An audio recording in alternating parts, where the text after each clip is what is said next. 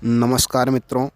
तो आज आप लोगों के बीच में यह बताने चल रहा हूँ कि कुंडली में किस आधार पर ये निर्धारित किया जाता है कि व्यक्ति को किस क्षेत्र में कार्य करने पर सफलता हासिल होगी और कौन सा ऐसा व्यवसाय होगा जिसके करने से वह अपने जीवन यापन में पूर्ण सफलता के साथ धनार्जन कर सकेगा।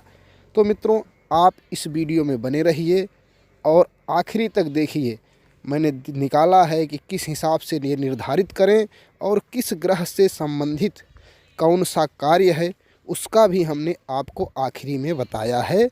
तो आप पूरा बिना स्किप किए हुए देखिए, आपको अच्छी तरह से समझ में आ जाएगा। मित्रों, अक्सर सवाल आता है कि हम कौन सा कार्य करें कि उसमें हमें सफलता मिले,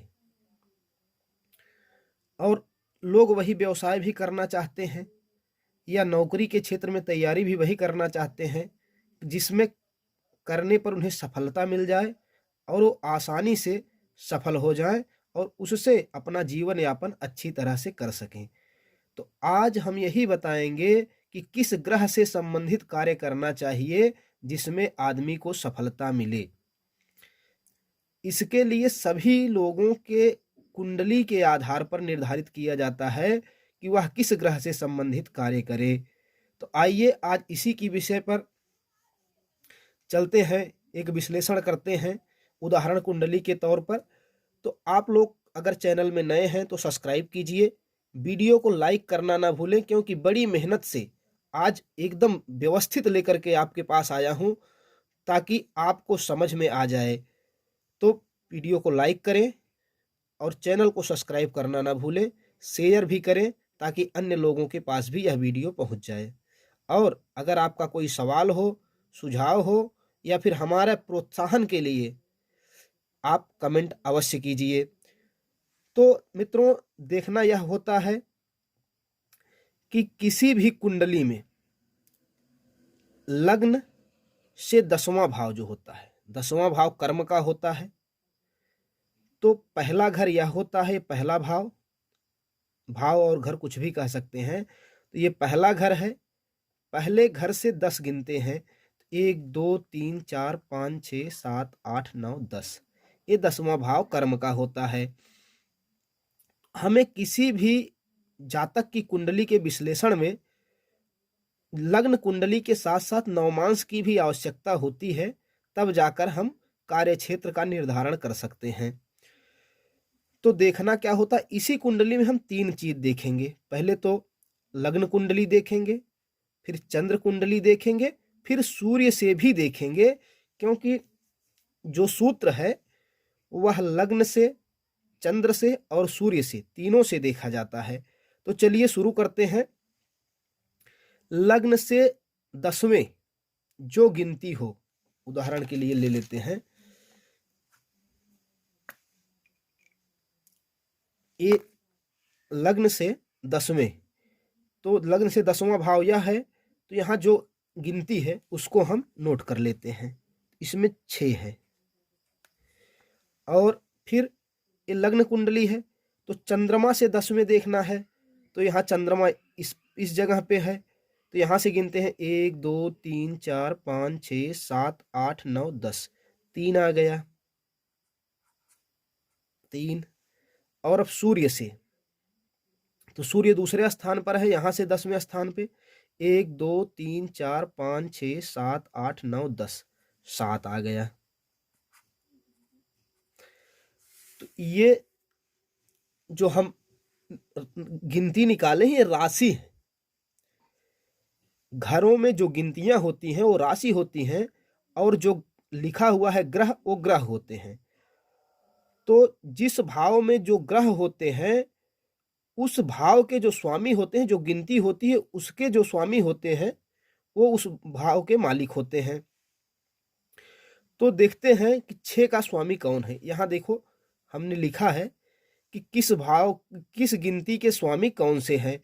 तो सूर्य 5 नंबर गिनती का स्वामी है, चंद्रमा 4 नंबर गिनती का स्वामी है, मंगल 1 और 8 के स्वामी है, बुध 3 और 6 के स्वामी है, गुरु 9 और 12 के, शुक्र 2 और 7 के, शनि 10 और 11 राशि के स्वामी हैं। तो हमारे गिनती आई क्या है? 6। तो 6 के स्वामी कौन हुए? बुध। और 3 के भी, इन दोनों के स्वामी बुध हुए।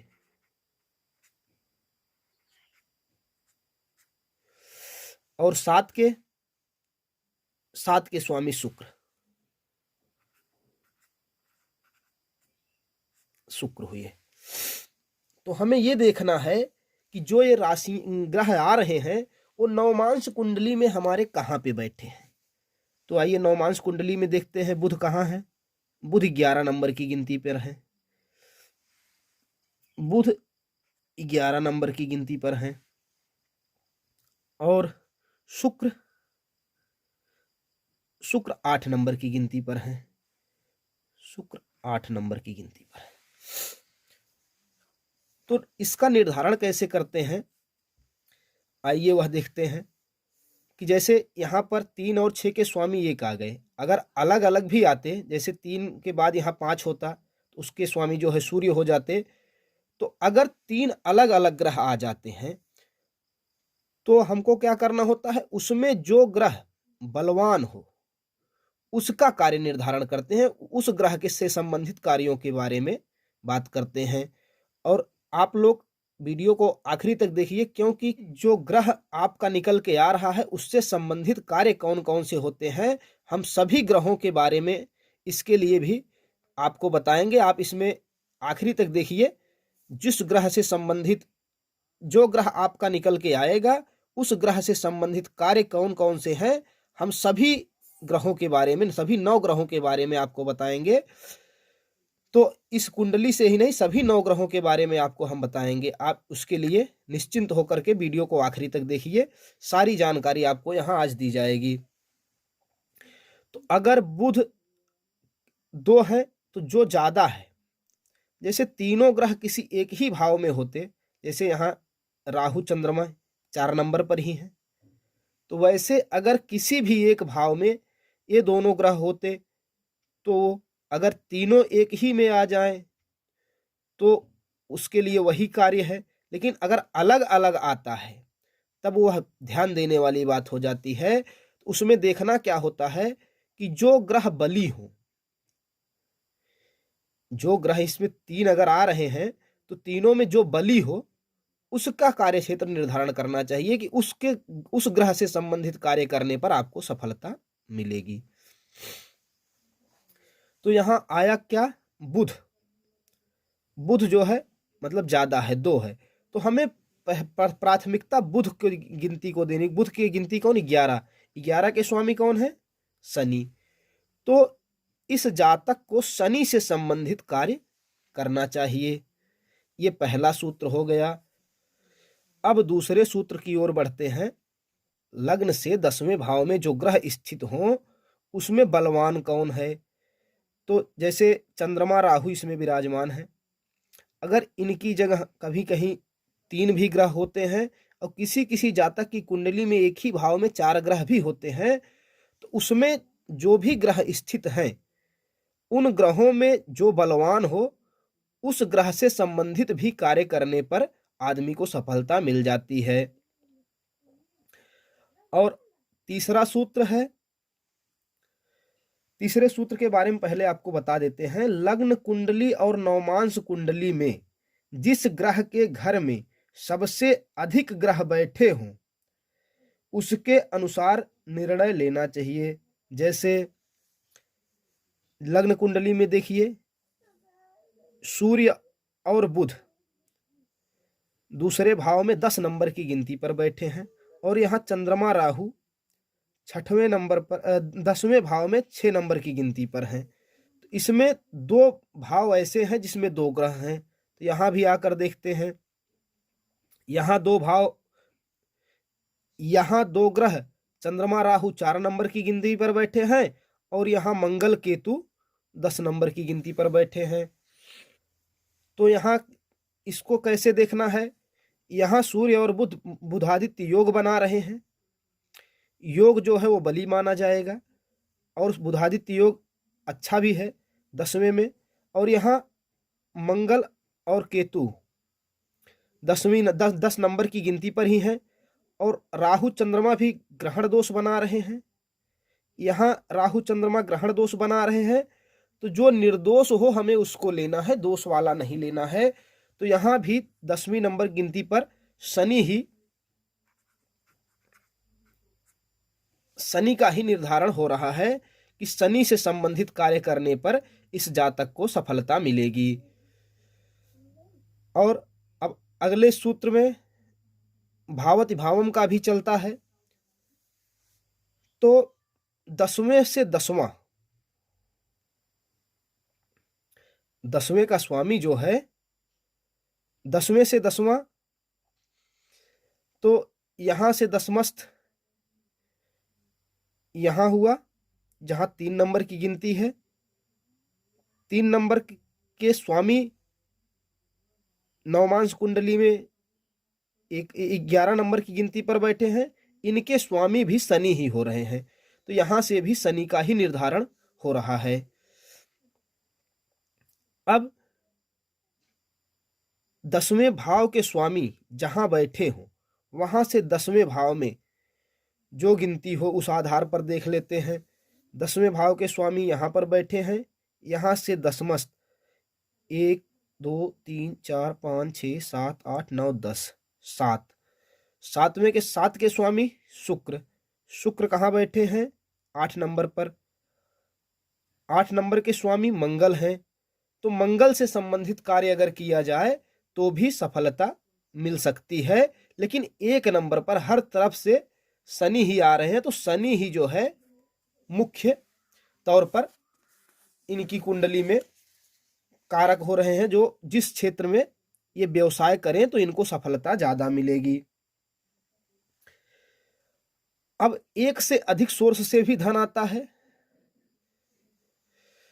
एक से अधिक सोर्स से धन आता है तो उसके लिए क्या, अगर एकादश भाव में या दशम भाव में एक से अधिक ग्रह हो तो आदमी को एक से अधिक भी माध्यम होते हैं धन कमाने के।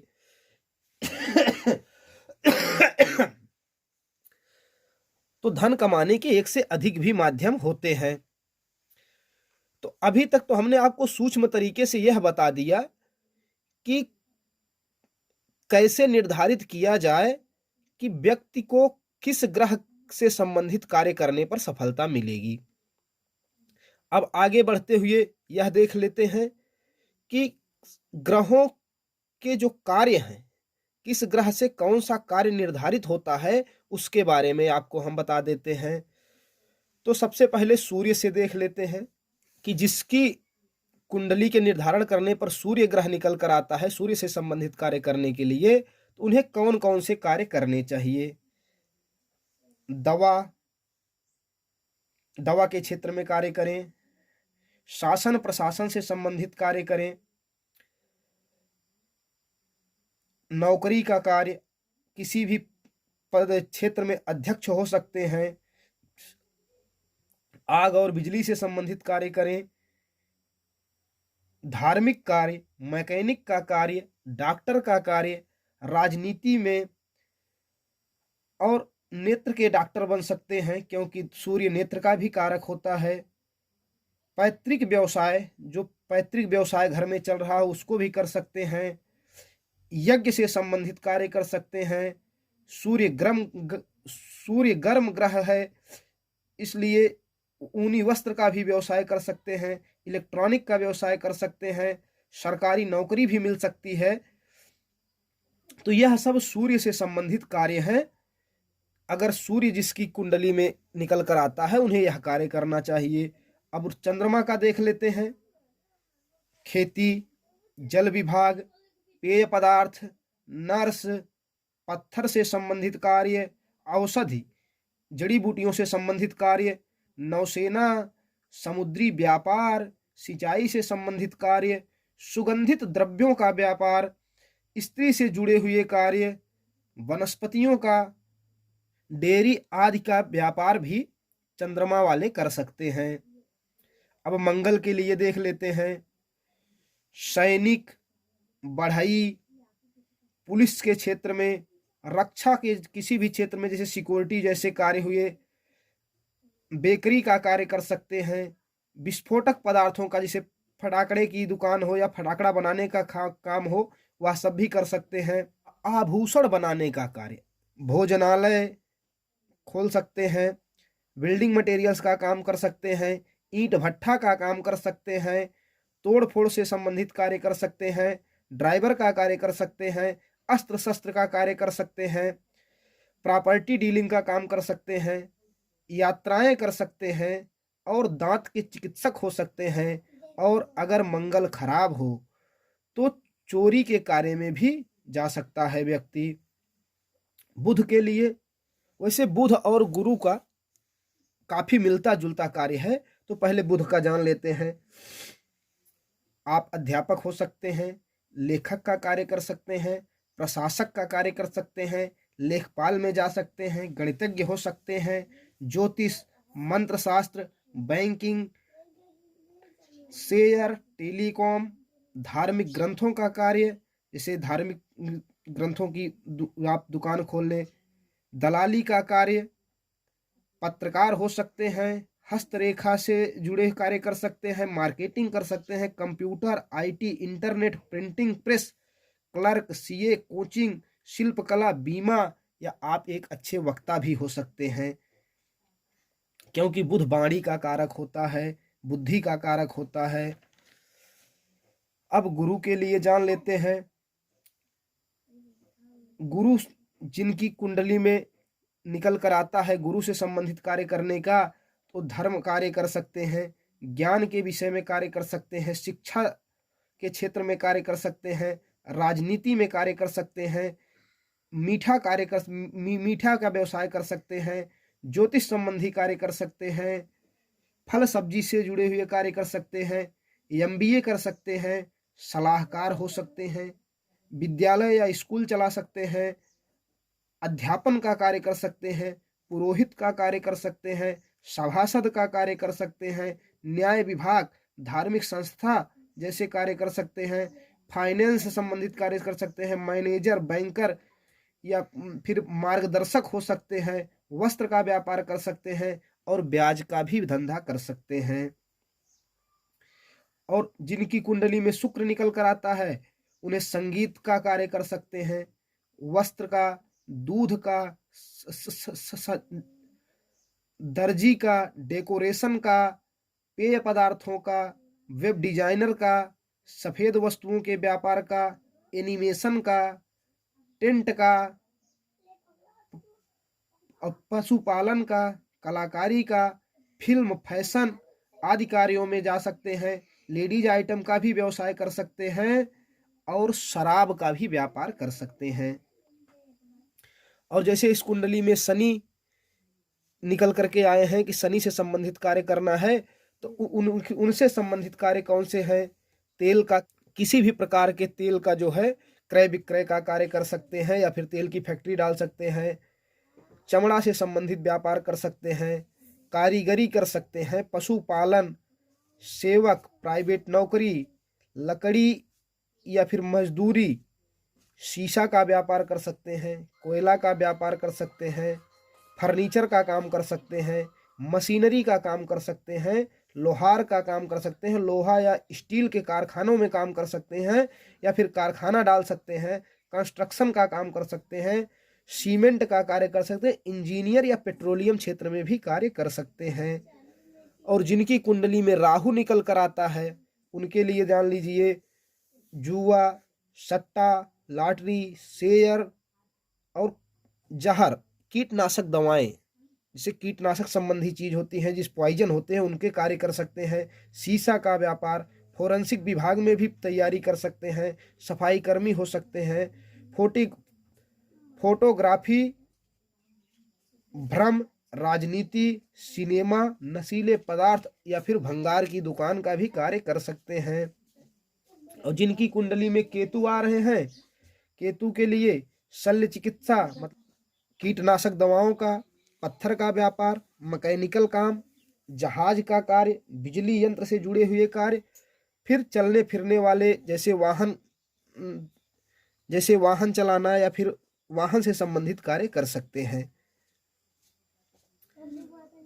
तो मित्रों, अब तक मैंने आपको बताया कि किस हिसाब से यह निर्धारित कर लें कि हमारी कुंडली में कौन से ग्रह ऐसे हैं जिनसे संबंधित कार्य हम कर सकते हैं। तो पहले वह निकालने का हमने तरीका बताया, और उसके तरीके के बाद जो ग्रह निकल कर आ रहा है उससे संबंधित कार्य कौन सा है उसके बारे में भी हमने जानकारी दी। अब आपको वीडियो कैसे लगा हमें कमेंट करके ज़रूर बताएं। वीडियो को लाइक और शेयर करें, चैनल को सब्सक्राइब करें। नमस्कार।